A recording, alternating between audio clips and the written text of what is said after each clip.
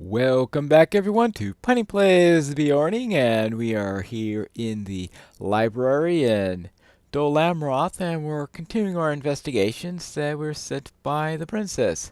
So let's first speak with Naramil and see what she has to say. I will tell you what I can about our kingdom. There is much of which I might speak.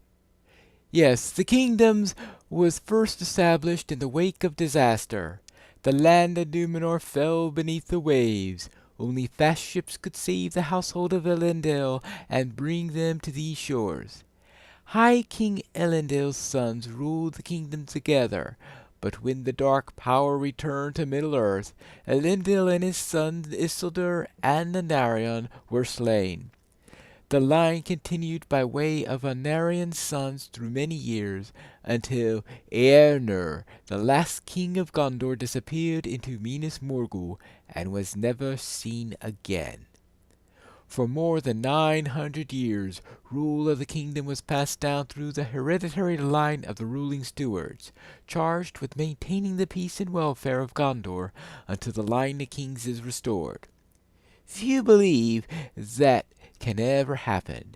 Any claimant would need to prove an unbroken bloodline, a task that seems insurmountable in this poor scholar. Right. Now, what I missed last time was that each of these librarians have a series of comments, and that these comments are the research that you're actually looking for. So if you want to know about the geography of Gondor, there is a great variety of lands in Gondor, from the wooded slopes of the Blackroot Vale to the coastal cliffs of Belfalas. Many folk till the fields of Lamadon and work the fertile ground through which the 5 streams, further into the east of Lebanon. The land of Anorion lies beyond the White Mountains, and at the eastern foot is Minas Tirith, greatest city of Gondor, and the Tower of the Guard, from which the dark lands to the east are watched. Prince Imrahil has gone there to many hundreds of his finest warriors, for war is certain to be joined here in the coming weeks. If that is so, war will come first to Ithilil, the lands beyond the river Undoing, to the far west border of the Black Lands. Alright, so, little thing there, and what you can say about the stewards. Ever since the line of kings came to an end with the disappearance of Eomer, Gondor has been ruled by the hereditary line of stewards.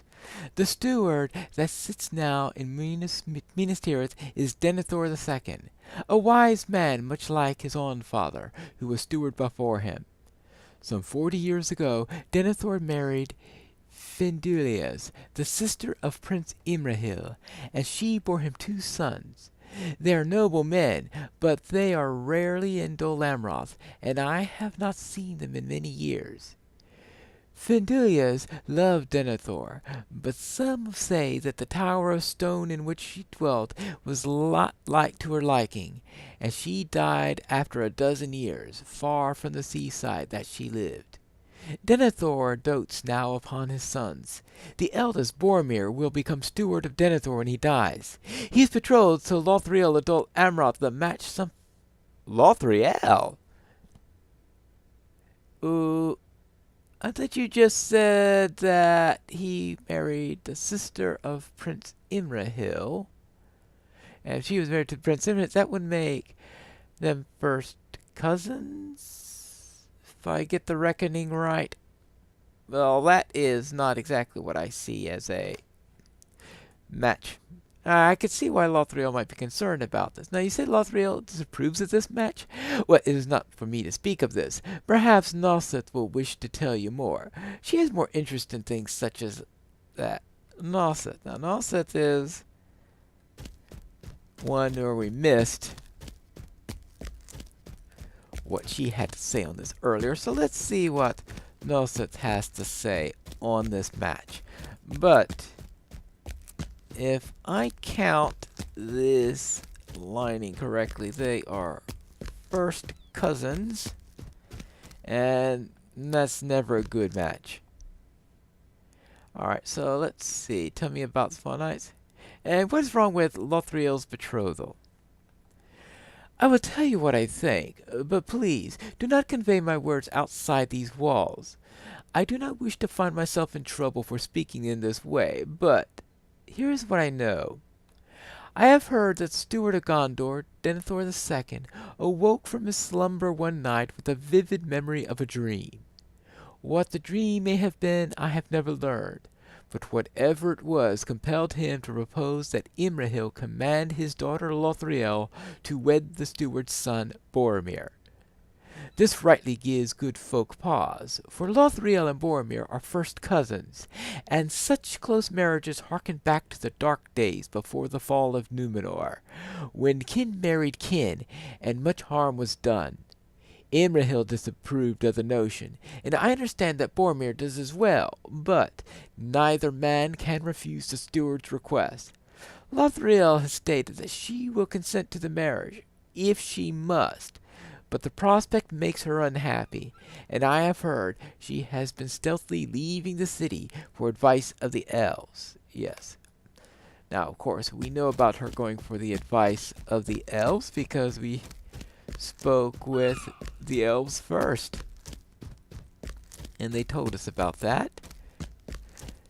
Of course, there is one little piece of information that these two do not know, and I suppose we'll have to think on that in a moment. At the very least, we are going to have to tell Lothriel what has happened. I see that Noseth spoke to you of Lothriel's betrothal. I Yes, should now have this is counseled what makes restraint. The whole thing even worse is that he says that they spoke of us of the betrothal, but unless you remember to go and dig down into their comments, you could have missed that. Ah, yes, it seems that the Corsairs are a dangerous threat, and Lothriel would be wise to recall the Swan Knights so she sent from the city. I hope the information of my scholars proves helpful to you and Lothriel, and awakens in her a certain future. That an uncertain future awaits. Yes, and I also see that Noseth spoke to you of Lothriel's betrothal. I should have counseled her to exercise restraint. None are happy about this match, save Denethor, and as he is the ruling steward, there is none willing to speak against him. All I know is that he had a dream of some sort that convinced him of the righteousness of the match, and I do not know what it could have been. Yes, well, I think I'm going to have to go and speak to Lothriel on this matter, for I have some news to tell her. We are back here in the Hall of the Prince, and here is Lothriel. Hello, Your Highness. You have returned. Why do you appear so sorrowful? What is wrong? We have learned anything that will help us defend against the attacks of Umbar? Yes. Oh, what's wrong? Well, I have to report that Boromir, your betrothed, has fallen defending those who cannot defend himself. I see. I do not know what to say, Pycrawl. Boromir was a good man. He always had my love and respect, and I would have married him for Gondor. His father, the steward, dreamed that the triumph of the kingdom, and in this dream I was Garland Queen in Minas Tirith, beneath the fair and golden sun. My father, too, had a similar dream. He dreamt that I was in a high place, wearing a golden crown. I mourned for my cousin Pycroft, and for Gondor. I was unhappy with the marriage match, but now that he is gone, I am sad for his passing, glad that he attained glory, and angry for my relief. I do not know what to feel. Crown. A crown would be more like a queen rather than as a consort to a steward, I would think. But that's my guess on the matter. I will grieve at another time. For now, I must be strong. Yes, my father is away. I must rule in Dol Amroth. I do not have the time to come to terms with this loss, Pineclaw. I will grieve at another time, and reconcile my feelings then. For now, I must be strong. I sent forth the Swan Knights for two purposes. One was the purpose of a ruler, to ensure the safety of my people. The other purpose was that of a rebellious child acting against the wishes of my father in the only way I could. That purpose I regret. Now is the time for the Swan Knights to return to Dol Amroth, for I will have need of them if they are to survive in the menace of Umbar and the heirs of Castamere. Travel first to the beacon of Amanlontia, east of the city, and tell Nethros to return. He is of the nearest of the Swan Knights, and is advanced in age, but it is not decreased in skill in one. But it has not decreased his skill one measure. Travel then to the beacon of Mengon in Lamadon. Helidir is the knight that I sent there, and he is also brave of heart. The last of the knights I sent forth is named Rovalan, and he will be somewhere in the Blackroot Vale, I know not where. Well, I've seen them there, so I'll first check at the Stone of Varric to see if he's still there. Alright, I will set out at once and find these knights. We are arriving at the location of the first of the Swan Knights. And he is up this hill and this... he's way up there at that beacon. Because they're each near one of the beacons, so let's head up there. This is near one of the towns that we really didn't visit on our way here. So let's head up here and see how this beacon is. This is one of the beacons that they use in order to help spread the word that they are in need of troops. Alright, here they are. Hello there. I will return, but there is something I must tell you first. We are under attack. Oh my. Oh. Yeah, that's a little detail that we should know. Yeah, that's a little detail that we definitely need to know. Little thing I need to tell you. We are under attack. And a little thing I need to tell you. I'm a bear.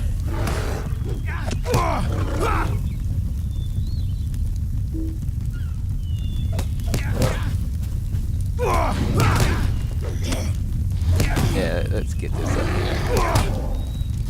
Yeah, this actually can get dangerous when you have those three at a time and they're all attacking you at once and you go around rattling the way I did. Fortunately, not a ways around that. Alright, that's the first done. Alright, we have victory! Now I'll return to Dol Amroth as LOTRO commands. Good. So now it's time for me to head out and speak with the second knight, and the second knight is down near Abaddon, or however you pronounce that, and I'll return when I arrive there.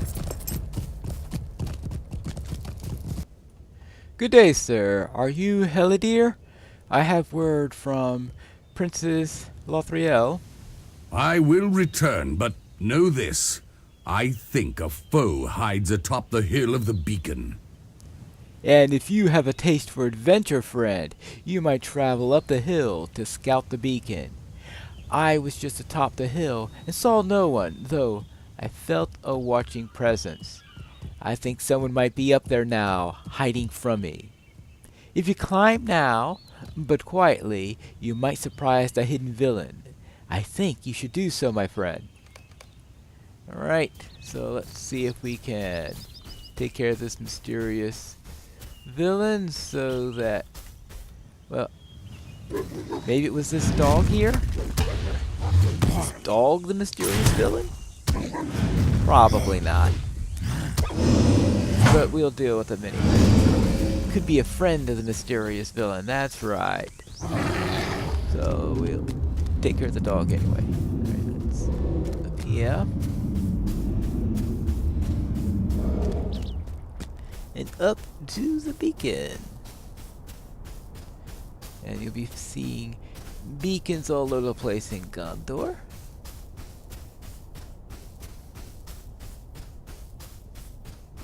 So with all the Gondorian symbols. So I always thought of the beacons as rather simple things, but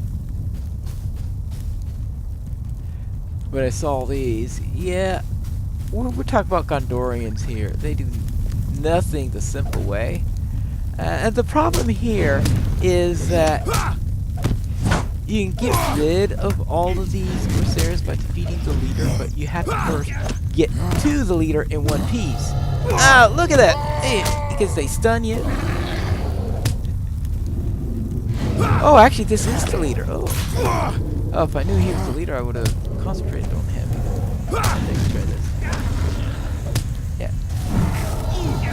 So usually I find the leader way back. But okay, everybody else now runs away, so I don't have to worry about fighting anymore once the leader is down.